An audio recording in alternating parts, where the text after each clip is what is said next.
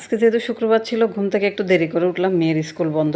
সেই জন্য উঠে আগে চা নাস্তা করে নিলাম, করে বিছানাটা গুছিয়ে ফেললাম। বিছানা অলরেডি একবার গোছানো হয়ে গেছে, এর মধ্যে মেয়ে লাফালাফি শুরু করে দিছে।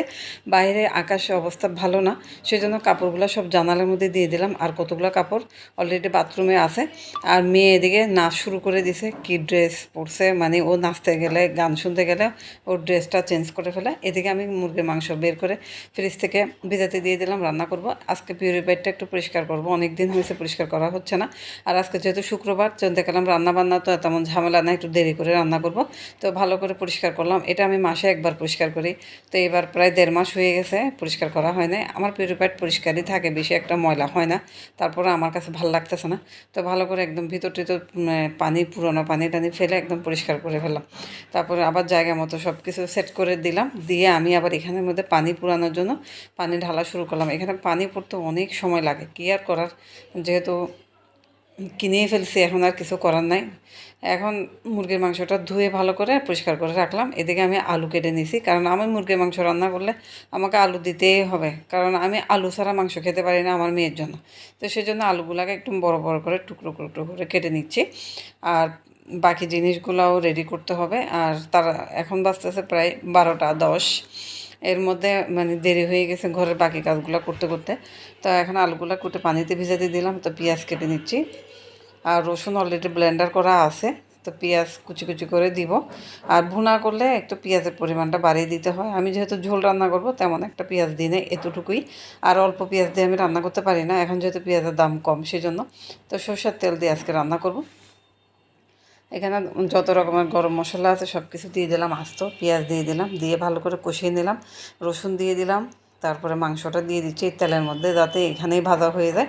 তো এখানে নেড়ে চেড়ে এগুলাটা ভালো করে ভেজে নিচ্ছি মাংসটাকে। এখন আমি আদা কুচি দিয়ে দিচ্ছি। তারপরে এখানে যত রকমের মশলা সব কিছু দিলাম, ধনিয়ার গুঁড়া হইতে শুরু করে মরিচ, হলুদ সব কিছু দিব। এখন আমি প্যাকেট মশলাটা এখানে আমি ব্যবহার করব। মাংসের মশলা অল্প হলে আমাকে ব্যবহার করতে হয়, নাহলে মজা লাগে না। তো এখন মাংসটা ভালো করে কষিয়ে নিচ্ছি, পানি টানি দিই নাই এখনও আপাতত। এইভাবে এখন একটু করে পানি দিলাম, দিয়ে এটাকে ভালো করে আবার নেড়ে চেড়ে নিচ্ছি, যাতে নিচের লেগে না যায়। কষানো না হলে তরকারি স্বাদ হয় না। তো এখন পানি বের হচ্ছে অলরেডি মাংস থেকে, আমি এখানের মধ্যে আলুটাও দিয়ে দিলাম, আর কোনো পানি দিই নেই। এখন আলু সহ ভালো করে কষিয়ে ফেলবো। আমার কিন্তু এইভাবে মাংস খেতে খুব ভালো লাগে, আর হয়তো ভুনা মাংস খেতে ভালো লাগে। ভুনা মাংস তো খেতেই পারি না, কয়েকটা কাঁচামরিচ দিয়ে দিলাম।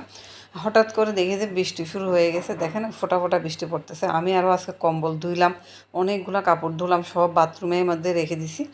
কী হবে জানি না, কোথায় শুকাবো। তো এদিকে মাংসের মধ্যে ঝোল দিলাম, দিয়ে আমি এখন ভাতটা বসাবো। প্রায় 1টা বেজে গেছে। তো চাউলটা ধুয়ে বসিয়ে দিলাম রাইস কুকারের মধ্যে। এদিকে মাংস হচ্ছে, আর এদিকে আমার ভাতটা হয়ে যাচ্ছে। এখন আমি কয়েকটা চিংড়ি শুটকি কুটে নিব। আমি এখানে শাক সিদ্ধ করব। আজকে আর ভর্তা তৈরি করব না, ভর্তা তৈরি করলে আমাকে শুধু লবণ দিয়ে সিদ্ধ করতে হয়। আমি যেহেতু শুটকি, মরিচ, রসুন, পেঁয়াজ সব কিছু দিয়ে সিদ্ধ করব, আজকে আর ভর্তার প্রয়োজন নেই। তার মধ্যে হাতে সময় নাই, সেই জন্য এইভাবে করতেছি। এখন আমি চুলার মধ্যে একটু পানি বসিয়ে দিলাম, দিয়ে আমি শাকটা দিয়ে দিলাম। রেসিপিটা আমি দিয়ে দিব, পরবর্তীতে যাদের প্রয়োজন দেখে নিতে পারবেন। আর এই রেসিপিটা আমি অনেকবারই ছাড়ছি, আমার কিন্তু এই শাক সিদ্ধটা অনেক ভালো লাগে। এখানে শাকটা বসিয়ে দিয়ে আমি আবার সালাদ তৈরি করব। একটা গাজর, একটা টমেটো আর পেঁয়াজ দিয়ে, কাঁচামরিচ দিয়ে একটু মেখে নিব। যেহেতু আমি মুরগির মাংস খাবো, একটু সালাদ না হলে কি ভালো লাগে। শসা নাই, শসা থাকলে শসাটা কেটে নিতাম। তো এটাকে আমি লবণ দিয়ে ভালো করে মেখে নিচ্ছি, খাবো তো আমি। তো দুপুর হয়ে গেছে, অলরেডি গোসল করে চলে আসছি, কাপড় চোপড় ধুয়ে সব কিছু পরিষ্কার পরিচ্ছন্ন করে আমি এখন খেতে বসবো। নামাজও পড়া হয়ে গেছে। তো এখন আমি ভাত মানে বেড়ে নিচ্ছি, আমি আর আমার মেয়ে বসে খাবো সেজন্য। তো আমার প্লেটটা সাজালাম, কেমন লাগলো একটু জানাবেন, আর খাবারগুলো কেমন ছিল। তো মেয়েকে ডেকে নিয়ে খেতে বসছি। আমার মেয়ে আমার সাইড ছাড়া বসবে না, আমি আজকে একটু উল্টো সাইডে বসলাম, সেজন্য ওর মন খারাপ। দুজন দুই সাইডে, ওর কাছে একদম পছন্দ না, একসাথে বসতে হবে। তো খেয়ে দেখতেছি যে শাকটা অসম্ভব মজা হয়েছে। আর এই ধরনের শাক খেতে আমার কিন্তু খুবই ভালো লাগে। আর আমার মেয়েটার একটা বাজে অভ্যাস, সে নিজের হাতে ভাত মেখে খেতে পারে না, ওকে ভাতটা মেখে দিতে হয়। তো ওকে আলু দিয়ে ঝোল দিয়ে ভালো করে ভাতটা মেখে দিলাম, ও কোনো মাংস খায় না। আর আমি আমার শাকটা মিস করতে পারতেছি না, আমি মাংসের থেকেও শাক খেতে বেশি পছন্দ করি, আর ভর্তা খেতে পছন্দ করি। তো যারা আমার ভিডিওটা ফেসবুক থেকে দেখতেছেন তারা একটা ফলো দিয়ে নেবেন, আর যারা ইউটিউব থেকে আমার ভিডিওটা দেখতেছেন তারা একটা সাবস্ক্রাইবার করে নেবেন। আর কেমন লাগলো জানাবেন, সুন্দর সুন্দর কমেন্টস করবেন, কমেন্টসের রিপ্লাই অবশ্যই পাবেন। আর আপনাদের একটা কমেন্টসে আমি অনুপ্রেরণা পাই। তো আজকের ভিডিওটা এই পর্যন্ত। ভালো লাগলে লাইক শেয়ার কমেন্টস করবেন। আল্লাহ হাফেজ, বাই বাই, টাটা।